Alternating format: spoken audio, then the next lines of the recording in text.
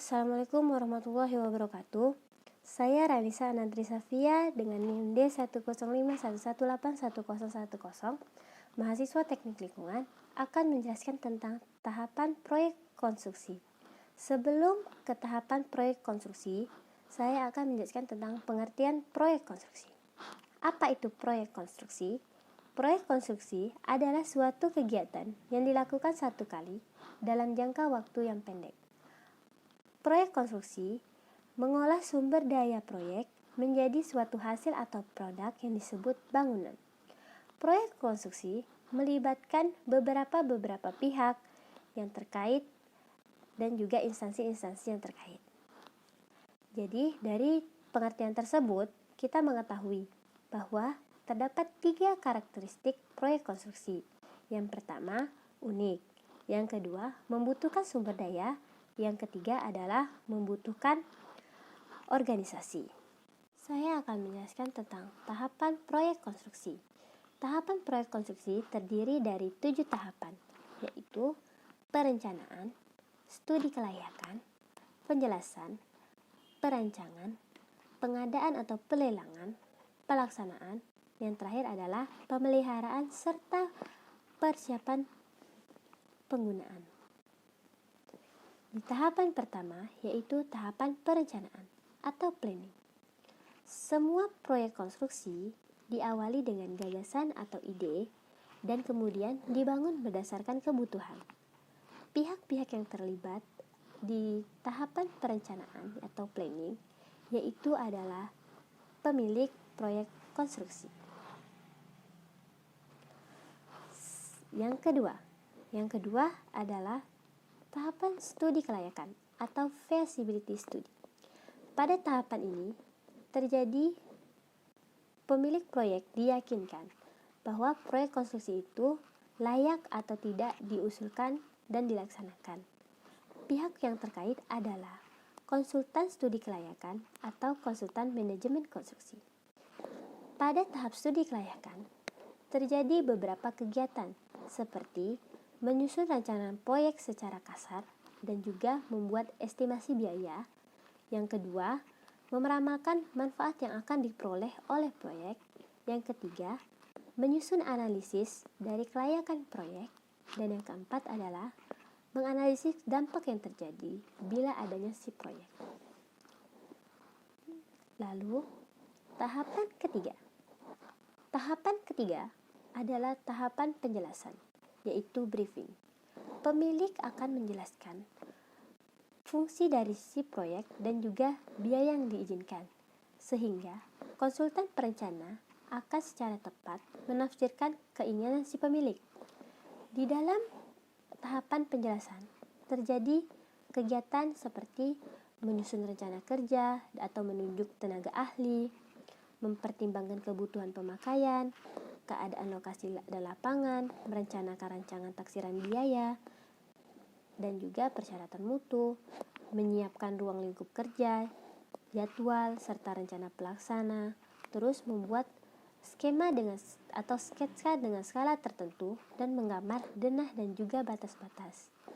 Pihak yang akan terlibat di tahap penjelasan ini adalah pemilik dan juga konsultan perencananya.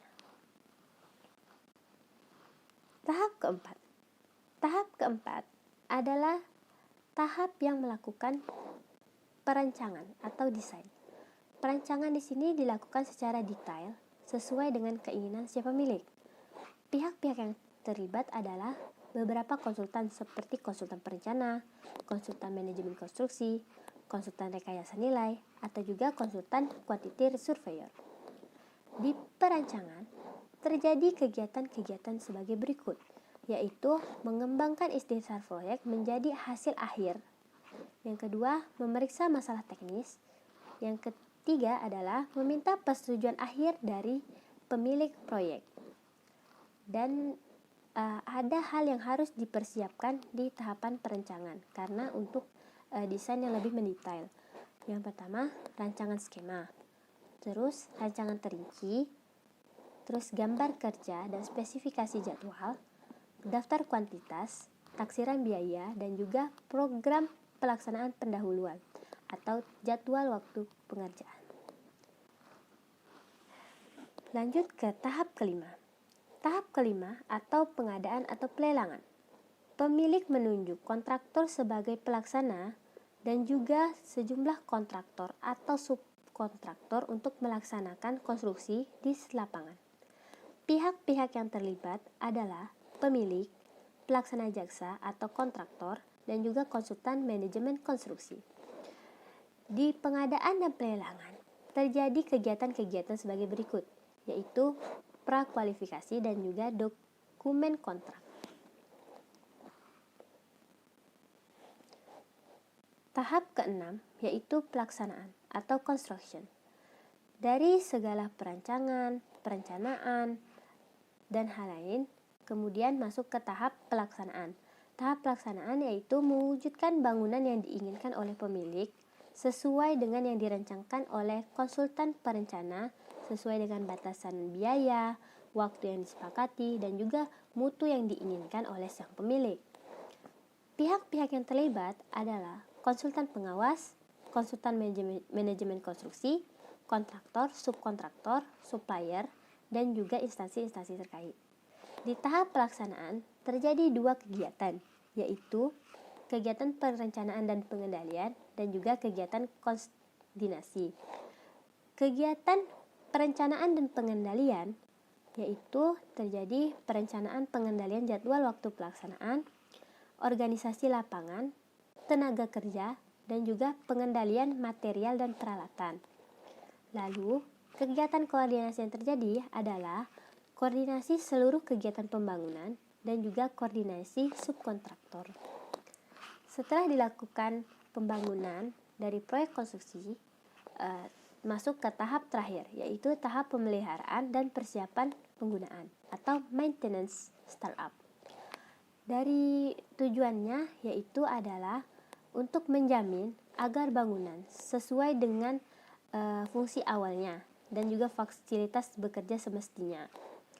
Dari tahap pemeliharaan dan juga tahap persiapan penggunaan terjadi kegiatan seperti mempersiapkan data-data pelaksanaan, baik berupa data-data yang gambar pelaksanaan maupun data selama pelaksanaan.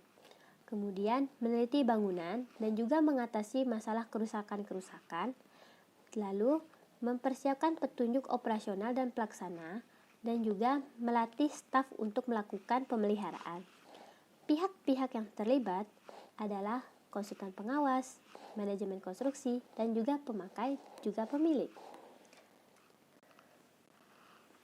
Dari hasil tersebut disimpulkan bahwa terdapat 7 tahapan yang seperti dijelaskan sebelumnya.